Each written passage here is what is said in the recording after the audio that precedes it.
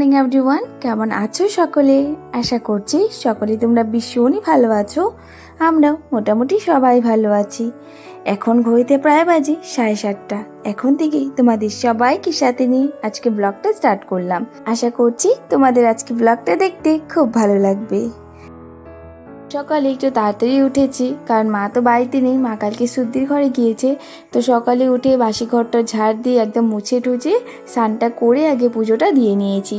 সকাল সকাল পুজোটা হয়ে গেলে কিন্তু মনটা ভীষণ ভালো লাগে। আর মা যখন বাড়িতে থাকে সকাল সকালই পুজোটা দিয়ে নেয়, তার জন্য ভাবলাম যে না, আগে তাড়াতাড়ি উঠবো, উঠে স্নান করে আগে পুজোটা দিয়ে নেব, তারপর রান্না বান্না করব। আর আজকে আমার পুজোটা একটু তাড়াতাড়ি হয়ে গেছে। আর এর মধ্যে কিন্তু মাম্মা আজকে 2-3বার উঠে পড়েছিল। তো ওকে আবার ঘুম টুম পাড়িয়ে রেখে আবার এই যে চলে আসলাম রান্নাঘরে। মানে ও আগেই উঠে পড়েছিল, যখন আমি পুজোটা দিতে নিয়েছি না তখনই উঠে পড়েছিল। তো তারপরে আমি ডাকতে গিয়েছি, দেখি মাম্মাম আবার ঘুমিয়ে পড়েছে। তো বরমশাইকে ডেকে আসলাম, আর বরমশাই বলছে একটু পরে উঠবে। তো আমি কয়েকটা কাপড় ছিল, সেই কাপড়গুলো আগে ধুয়ে নিলাম, আর ধুয়ে রান্নাটা বসিয়ে দিয়েছি। আর অনেক দিন থেকে ইচ্ছে করছিল ছোলার ডাল আর লুচি খাবো, সেই কারণে এই যে ছোলার ডাল বানিয়ে নিলাম। আর ডালটা কিন্তু আমি আগে সেদ্ধ করে রেখে দিয়েছিলাম, মানে যখন আমি ঘরটা মুছছিলাম তখন এই ডালটা ধুয়ে প্রেসার কুকারে দিয়ে নিয়েছি, যাতে সেদ্ধ হয়ে থাকবে। আর আটাটাও মেখে রেখে গিয়েছিলাম, যাতে যদি পুজোটা দেরি হয় যাতে পরে গিয়ে আমার তাড়াহুড়ো না লাগে। তো সেই কারণে তাড়াতাড়ি এই কাজগুলো করে রেখেই স্নান করতে গিয়েছিলাম। আর পুজোটা দিয়ে এসে দেখি বরমশাই উঠছেই না। ওকে আমি 2-3বার ডাক দিচ্ছি, আজকে না উঠতে অনেকটাই বেলা হয়ে গেছে। 9টার দিকে ঘুম থেকে উঠেছে, 2-3বার ডেকেছে। আর কালকে রাত্রে আমাকে বলে আমাকে কিন্তু তাড়াতাড়ি ডাক দিবে, আমি কালকে তাড়াতাড়ি দোকানে যাব। আর সে নাকি এখনও নাক ডেকে ডেকে ঘুমাচ্ছে।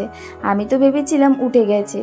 তো আমি ভাবলাম যে তাহলে আটাটা আমি বেলে রেখে যাই, যখন ও উঠবে তারপর মানে যখন স্নান টান করে আসবে আর কি, একদম ভেজে দেবো। তো আবার বেলে টেলে গিয়ে ঘরে দেখি ও না এখনও উঠিনি। তারপর আবার ডাক দিতে দিতে ওকে উঠিয়েছি। তারপর মাম্মাম তো ঘুমিয়েছিল, সেই কারণে ভাবলাম তাহলে লুচিটা ভেজে বাবাকে দিয়ে নিই। তো এখানে একটা একটা করে লুচি ভেজে নিচ্ছি। আর আমি যখন লুচি ভাজি না, আমি কিন্তু ময়দা দিয়ে লুচিটা বানাই না, আমি এই আটা দিয়েই বানাই। আমার না আটার লুচি খেতে ভীষণ ভালো লাগে, মানে ময়দারটাও ভালো লাগে কিন্তু ময়দার থেকে ভালো লুচি এই যে আটাটাই খাওয়া, সেই কারণে কিন্তু আটা দিয়েই বানাই। আর আমার রুটির থেকে ভালো হয় যখন আমি লুচি বানাই, লুচিগুলো খুব সুন্দর ফুলে। কিন্তু এই যে আমি যখন রুটি বানাই, জানি না কেন আমার রুটি ফুলতেই চায় না। যেটা বেশি ভালোবাসি খেতে সেটাই কিন্তু ভালোভাবে বানাতে পারি না। আমি রুটি খেতে ভীষণ ভালোবাসি, কিন্তু দেখো রুটিটাই না ভালো করে বানাতে পারি না। যাই হোক, বানাতে বানাতে একদিন হয়তো শিখেই যাব, এমন কিছু না যেটা আমি শিখতে পারবো না, তাই না বলো? মেয়েরা কিন্তু এই রান্না বান্নার দিকে সব দিকে এগিয়ে আছে।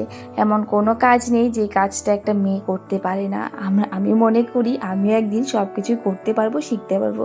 বলে না, যেই কাজগুলো আমি কখনো করিনি সেই কাজগুলো এখন করতে পারি, কিন্তু এটা রুটি বানানো কি এটাও শিখে যাব।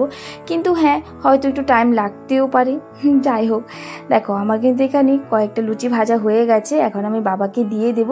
আর এই লুচিটাই সবচেয়ে থেকে ভালো ফুলেছে, একদম ফাটেনি, আর লুচিটাও খুব সুন্দর ফুলেছিল।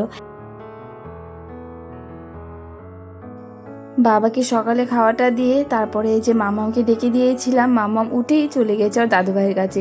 তো ভাবলাম আগে খেয়ে নিই, অনেক দিন পর বরের সাথে সকালে খাচ্ছি। ওর সাথে তো সকালে বসে একসাথে খাওয়াই হয় না, সেই কারণে ভাবলাম আজকে যেহেতু কোনো তেমন একটা চাপ নেই, তো ভাবলাম দুজনে একসাথে বসে খেয়ে নিই।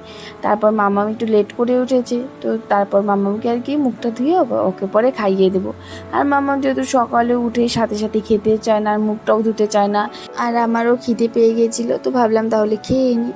তো এখানে বরের সাথে গল্প করছিলাম, ও না বাবাধাম যাবে সেই কথাটা আর কি বলছিলাম।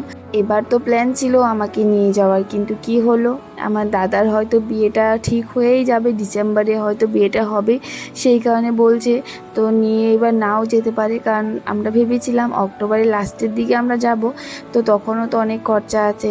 তো সেই কারণে বর বললো এবার তোমাদেরকে নিয়ে যাব না। তো মনটা খারাপ হয়ে গেছিলো এই কথাটা শুনে। আমার না এবার খুব ইচ্ছে ছিল, ভেবেছিলাম কোথাও একটা ঘুরতে যাব। বরের মাথা তো কত দিন থেকে যে খাচ্ছি যে কোথাও ঘুরতে নিয়ে যাবে, কিন্তু যাওয়াই হচ্ছিল না। কিন্তু এবার প্ল্যান হওয়ার পরও দেখো ক্যান্সেল হয়ে গেল। তো বর বলল তাহলে আমি একটু যাই। তো বর আমার থেকে তো পারমিশন নিয়ে নিল, মানে ওর মনটা খারাপ ছিল, বলছে যে আমার না খুব যাওয়ার ইচ্ছে ছিল। তো বললাম ঠিক আছে তাহলে তুমি ঘুরে আসো, সব ফ্রেন্ডরা মিলে আর কি যাবে, ওদের টিকিটটাও হয়ে গেছে। যাই হোক, আমি কিন্তু সকালে খাওয়া দাওয়া করে এর মধ্যে সমস্ত কাজ যেমন রান্না বান্না সব কিছুই কিন্তু আমার হয়ে গেছে। তো রান্না বান্না সেরে মানে সব কমপ্লিট হয়ে গেছে, রান্নাঘরটা পরিষ্কার করে তারপর মনে পড়লো আমার তো এই যে দরজাগুলো একটু পরিষ্কার করার ছিল। অনেক দিন থেকে ভাবছি করব করব, কিন্তু সময় আর হচ্ছিল না। আর আজকে না রান্নাটাও তাড়াতাড়ি হয়ে গেছে। আর আজকে পনিরই রান্না করেছি, শনিবার যেহেতু পনির, একটা পটল ভাজি করে রেখে দিয়েছি। আর সকাল যেহেতু ডাল বানিয়েছি সেটাই আছে। তো তারপরে ভাবলাম যে না আজকে আর রান্না কিছু করব না, তো গরম দিয়েছে না আজকে কি বলবো।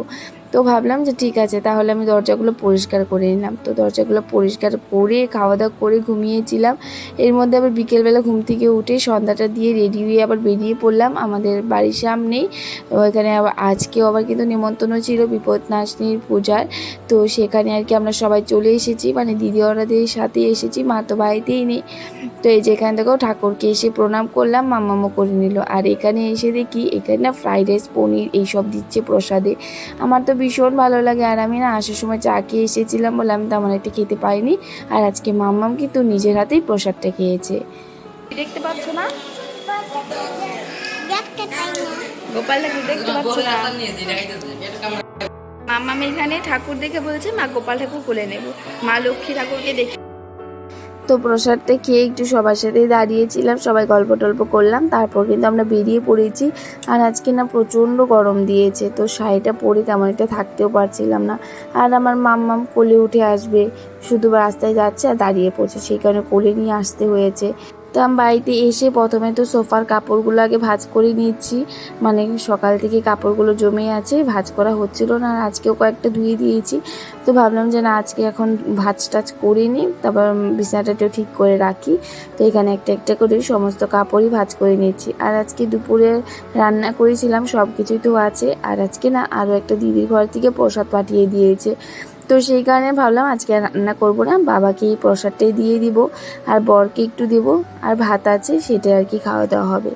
তো চলো আজকের জন্য কিন্তু টাটা। তোমাদের আজকে ব্লগটা কেমন লেগেছে কমেন্ট করে বলো, আর যদি ভালো লেগে থাকে আমায় একটু সাপোর্ট করো। তো চলো বাই, সবাই খুব ভালো থেকো, রাধে রাধে।